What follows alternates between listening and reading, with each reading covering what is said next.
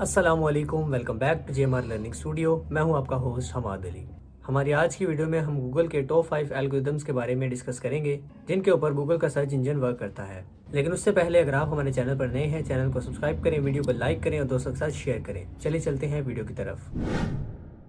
तो जैसा कि मैंने आपको सर्च इंजन वाली वीडियो में बताया था कि जैसे ही एक नई वेबसाइट क्रिएट होती है, तो सबसे पहले उस सर्च इंजन का जो क्रॉलर या स्पाइडर होता है, वो उस वेबसाइट की तमाम इंफॉर्मेशन और डाटा को रीड आउट करता है और उसे अपने लोकल सर्वर में सेव कर लेता है।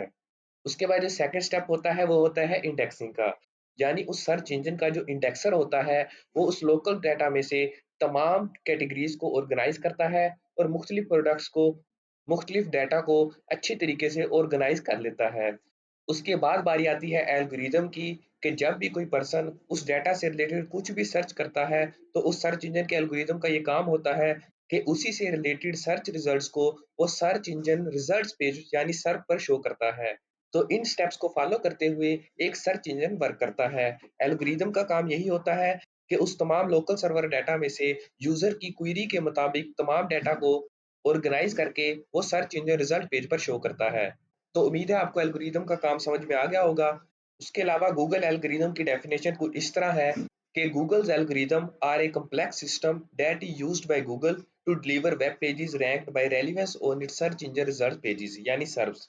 कि गूगल का जो एल्गोरिदम है वो एक कम्प्लेक्स सिस्टम है कि जो वेब पेजेस में से रेलिवेंट रिजल्ट को अपने यूजर की क्वेरी के मुताबिक उसे प्रोवाइड करता है।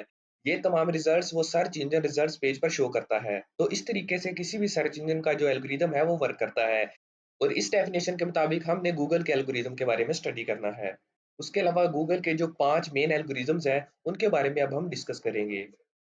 सबसे पहला एल्गोरिदम जो गूगल ने अनाउंस किया था, वो था पांडा एल्गोरिदम। ये गूगल एल्गोरिदम गूगल ने फरवरी 2011 में अनाउंस किया था और इसके मुताबिक they changed aim to lower the rank of low quality sites और thin sites in particular content forms and return higher quality sites near the top of search results.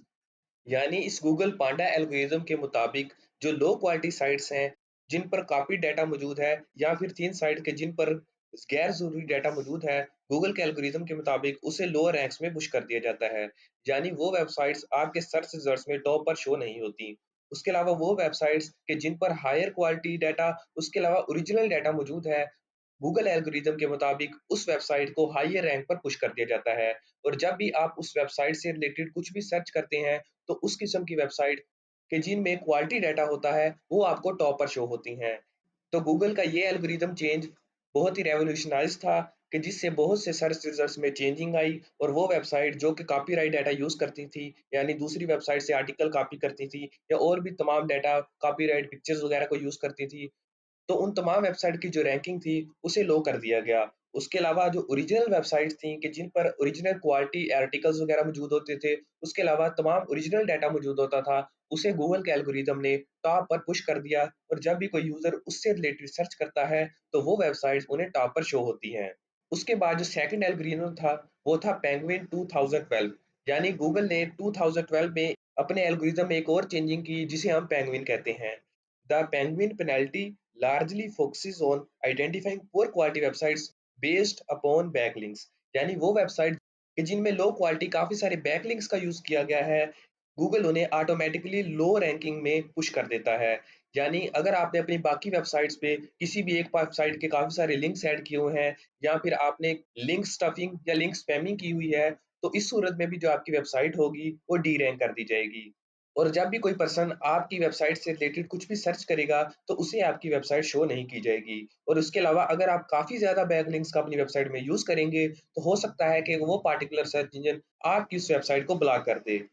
तो इस एल्गोरिदम को कम ओवर करने के लिए आपने क्या करना है कि सिंपली आपने बहुत ही क्वालिटी और बहुत कम बैकलिंक्स को अपनी वेबसाइट में यूज़ करना है, ताकि आपका यूज़र एक्सपीरियंस भी बेहतर हो और आपकी वेबसाइट डी रैंक होने से भी बच जाए।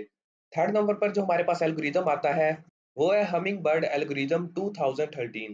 गूगल ने 2013 में हमिंग बर्ड एल्गोरिदम को इंट्रोड्यूस करवाया, जिसके मुताबिक this algorithm focuses on understanding the actual meaning behind a search query rather than the separate terms within it।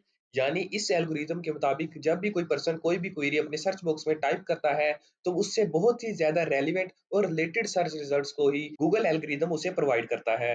यानी उस सर्च क्वेरी में मौजूद तमाम सेपरेट टर्म्स को गूगल एनालाइज करता है। उसके बाद जो उसका एक्चुअल मीनिंग बनता है, उसी से रिलेटेड गूगल एल्गोरिदम उन्हें रिजल्ट शो करता है। तो इस एल्गोरिदम को कम ओवर करने के लिए आप ये कर सकते हैं कि आप अपनी वेबसाइट में एक ही किस्म की इंफॉर्मेशन और डाटा पुट करें, और आपकी वेबसाइट का जो टाइटल होना चाहिए, वो आपकी वेबसाइट में मौजूद डाटा और तमाम इंफॉर्मेशन से बहुत ही ज़्यादा रेलिवेंट होना चाहिए।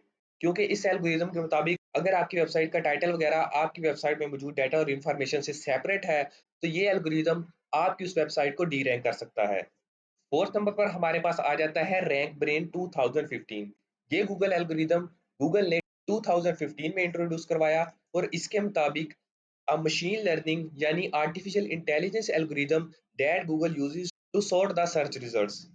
यानी गूगल ने एक आर्टिफिशियल इंटेलिजेंस से रिलेटेड एल्गोरिदम को इंट्रोड्यूस करवाया कि जिसके मुताबिक वो वेबसाइट्स की रैंकिंग को डिसाइड करता है। जब भी कोई पर्सन अपने सर्च इंजन में कोई भी क्वेरी टाइप करता है, तो सबसे पहले और सबसे ज्यादा रेलिवेंट वेबसाइट उसको कौन सी शो होनी चाहिए, उसके बाद सेकंड नंबर पर उसे कौन सी वेबसाइट शो होनी चाहिए, और इसी तरह जो तमाम सॉर्टिंग होती है इन वेबसाइट्स की, वो आर्टिफिशियल इंटेलिजेंस कंट्रोल करती है। और इस गूगल एल्गोरिदम को नाम दिया गया है रैंक ब्रेन गूगल एल्गोरिदम।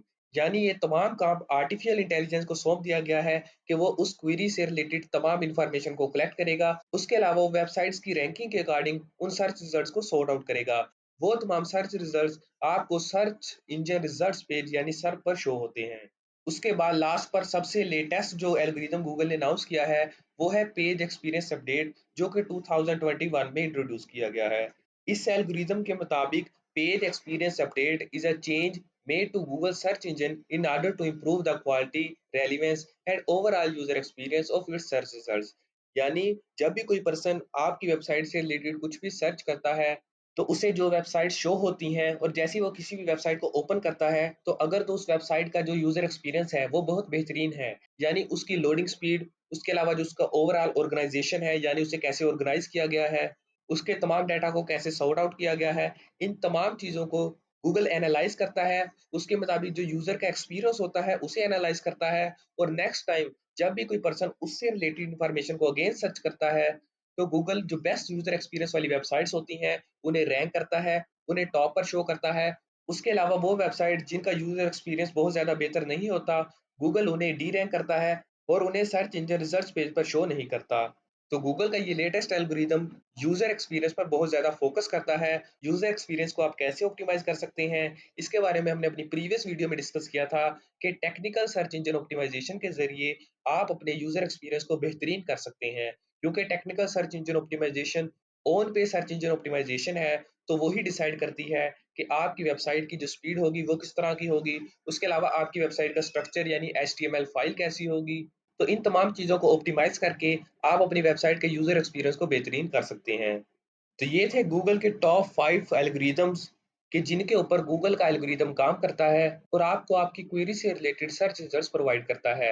उम्मीद है कि आपको हमारी आज की वीडियो पसंद आई होगी, और आप गूगल के इन 5 एल्गोरिदम्स के बारे में अंडरस्टैंड कर चुके होंगे, और आपके लिए ज़रूरी है कि इन वेबसाइट्स को रैंक करने के लिए आप इन तमाम एल्गोरिदम्स पर फोकस करें।